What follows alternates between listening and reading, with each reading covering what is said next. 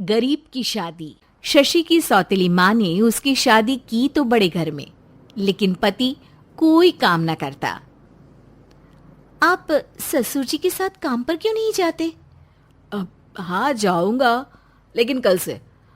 आज जरा मैं दोस्तों के साथ घूमने जा रहा हूँ। शशि के 2 बच्चे होते हैं, लेकिन रमेश का हाल वैसा का वैसा ही रहता है। एक दिन, सुनिए ना, बच्चा रो रहा है, इसके दूध के लिए पैसे नहीं है। अरे तो पिताजी से ले लो ना। क्यों? अगर आप में कमाने की क्षमता नहीं थी तो शादी क्यों की? तभी घर आई बड़ी ननद बोल पड़ती है। आहा हा हा, तुम्हारी माँ को साफ साफ कह दिया था कि लड़का ना कमाता है ना कभी कमाएगा। हम 4 बहनें हैं इसका ख्याल रखने के लिए, और पिताजी का इतना सारा पैसा, तुम्हें किस चीज की कमी रखी है? लेकिन थोड़े ही सालों में तकदीर बदल जाती है।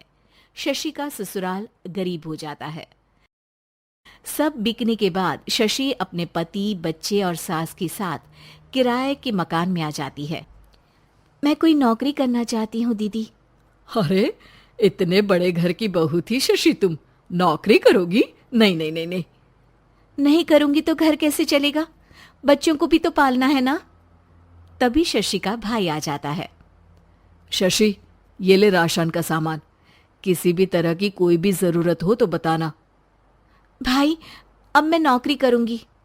देख बहन, वैसे तो मैं तेरे साथ हूं, लेकिन हाँ, मैं ये भी चाहता हूं कि तू अपने पैरों पर खड़ी हो जा। शशि को एक प्ले स्कूल में छोटे बच्चों को संभालने की नौकरी मिल जाती है। एक दिन, शशि, मेरे स्कूल को अब तुम संभाल लो। मैं कुछ दिनों के लिए अपने बेटे के पास जा रही हूं। लेकिन प्ले स्कूल अकेले मैंने कभी नहीं संभाला है। अब ये सब मैं नहीं जानती। इतने महीनों में तूने जो देखा, बस पूरे आत्मविश्वास के साथ उसे करना। शशि नीलम के जाने के बाद पूरे 1 महीने उसका स्कूल अकेले संभालती है, और फिर एक दिन आता है जब वो अपना खुद का स्कूल भी खोल लेती है। वाह शशि, तुमने आज मेरा सर गर्व से ऊंचा कर दिया।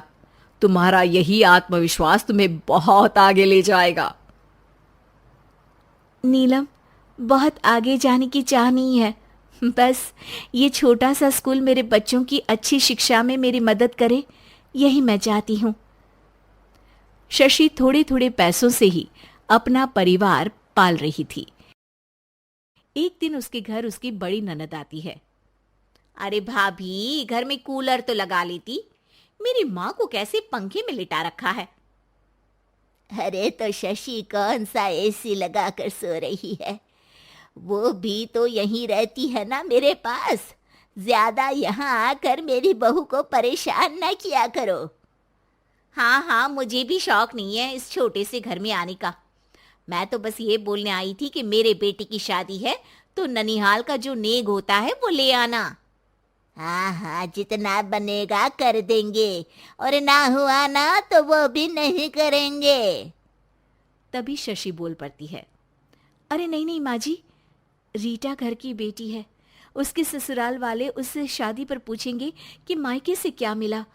रीटा, तुम मुझे सामान की लिस्ट भेज देना, मैं पूरी कोशिश करूंगी कि तुम्हारी हर डिमांड को पूरा करे।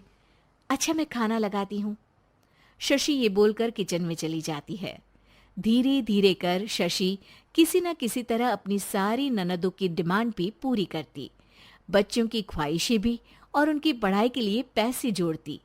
एक दिन जब शशि का बेटा 12वीं पास करके आता है। माँ, अब तुझे काम करने की जरूरत नहीं है, मैं अब कोई ना कोई नौकरी करके पढ़ाई भी साथ कर लिया करूंगा।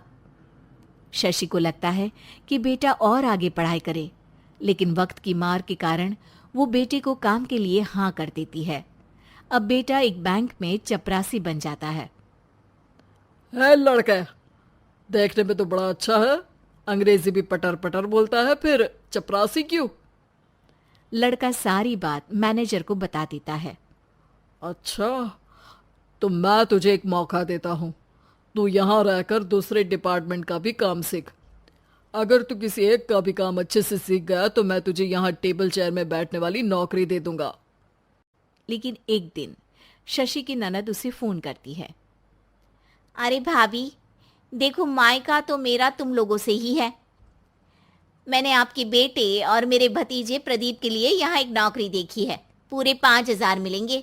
वैसे करता ही क्या है, चपरासी ही तो है ना। कोई बात नहीं रीटा, मैं उसे इस शहर के बाहर नहीं भेजना चाहती हूँ। बाकी वो शाम को आएगा तो मैं पूछ लेती हूँ। वहीं प्रदीप मैनेजर की बात से खुश हो जाता है और मैनेजर के काम पर ही नजर रखने लगता है। वो उनकी तरह के पेपर पढ़ता, काम करता और आने वाले लोगों की बातें सुनता। एक दिन बैंक में ऑडिट वाले आते हैं। ये गलत है, पूरी बैलेंस शीट नहीं मिल रही है, कहीं ना कहीं गड़बड़ है। ए मैनेजर, क्या करते हो? बैंक के पैसों का हिसाब सही नहीं है। मैनेजर के पसीने छूट जाते हैं। तभी प्रदीप वहां जाता है। अब क्या मैं ये बैलेंस शीट देख सकता हूँ? अरे बेटा, मजाक नहीं, जाओ पानी लेकर आओ एक गिलास। प्रदीप मैनेजर को पानी लाकर देता है और फिर ऑडिटर से कहता है, देखिए सर, मैं आपको बता सकता हूँ कि कैसे बैलेंस शीट को आप लोग गलत तरीके से जोड़ रहे हैं। ऐसा बोलकर प्रदीप एक एक कर सारे डाउट क्लियर कर देता है। अरे हाँ, ये तो पॉइंट हमने देखे ही नहीं थे। गुड, कौन है ये बच्चा? तभी मैनेजर बोल पड़ता है, अब हमारे यहाँ अकाउंट में नया आया है। ऑडिटर के जाने के बाद, वाह प्रदीप, आज तो तुमने मेरी नौकरी बचा ली। और आपने भी तो मेरी नई नौकरी लगा दी, अकाउंटेंट की। बस फिर क्या था, प्रदीप ने एक बार जो सफलता की सीढ़ी चढ़ी, बस चढ़ता ही चला जाता है।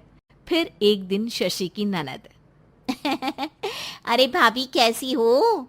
घर को तो बड़ा ही सुंदर चमका रखा है। अरे बेटी, कैसे आना हुआ? तू तो इस छोटे से घर में आना भी नहीं चाहती थी। कोई खास काम है क्या? अब हाँ, वो माँ, मेरा जो मजला बेटा है ना, वो अकाउंट से पढ़ाई कर रहा है, तो प्रदीप से बोलकर उसकी भी कहीं अच्छी नौकरी लगा दो ना। सास और शशि समझ जाते हैं कि कैसे पैसे आते ही लोगों के बात करने के तरीके से लेकर रिश्ते निभाने तक में बदलाव आ जाता है।